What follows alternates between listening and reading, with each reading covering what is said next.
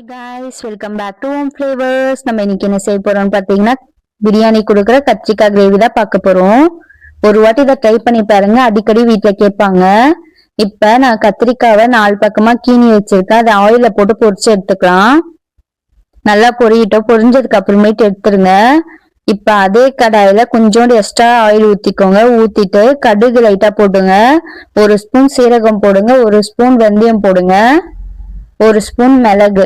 இதெல்லாம் நல்லா பொரிஞ்சு வரும்போது நம்ம ஆல்ரெடி ஃப்ரை பண்ணி வச்சிருந்தோம் இல்லைங்களா கத்திரிக்காய், அதை இது கூட ஆட் பண்ணிக்கலாம். கருவேப்பிலை 2 இனுக்கு போட்டுக்கோங்க.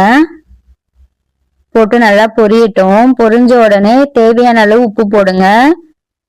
1 ஸ்பூன் மஞ்சத்தூள் ஆட் பண்ணிருக்கேன். 2 ஸ்பூன் சில்லி பவுடர் ஆட் பண்ணிருக்கேன். தனி மிளகாய் தூள் தான் ஆட் பண்ணிருக்கேன். நீங்க காஷ்மீரி சேர்க்கிற மாதிரி இருந்தா 3 ஸ்பூன் ஆட் பண்ணிக்கோங்க. ஆட் பண்ணிட்டு நல்லா வதக்கி விடுங்க. இது நல்லா வதங்கட்டும். இதுக்குள்ள நம்ம வேர்க்கல்லையும் எள்ளும் வறுத்து அரைச்சிக்கலாம். நல்லா பேஸ்ட் மாதிரி அரைச்சுக்கோங்க. இது குக் ஆகிறதுக்குள்ளேயே நம்ம அதை வறுத்து அரைச்சிடலாம். இப்ப வறுத்து அரைச்ச பேஸ்ட் இது கூட மிக்ஸ் பண்ணிக்கோங்க. நல்லா மிக்ஸ் பண்ணிட்டு கலரி விடுங்க. நல்லா கலரி விடுங்க. நம்ம தண்ணி எதுவுமே ஆட் பண்ண போறது கிடையாது. எண்ணெயும் அந்த ஃபர்ஸ்ட் ஆட் பண்ண பாத்தீங்களா, அதுதான் எண்ணெய். எக்ஸ்ட்ரா எதுவுமே ஆட் பண்ண போறது கிடையாது.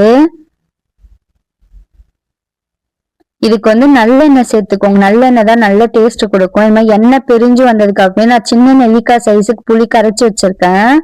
அதை இது கூட சேர்த்து மிக்ஸ் பண்ணிக்கோங்க. மிக்ஸ் பண்ணிட்டு அதே மாதிரி ஸ்லோலே வச்சு மிக்ஸ் பண்ணுங்க. எண்ணெய் நல்லா பிரிஞ்சு வரும்.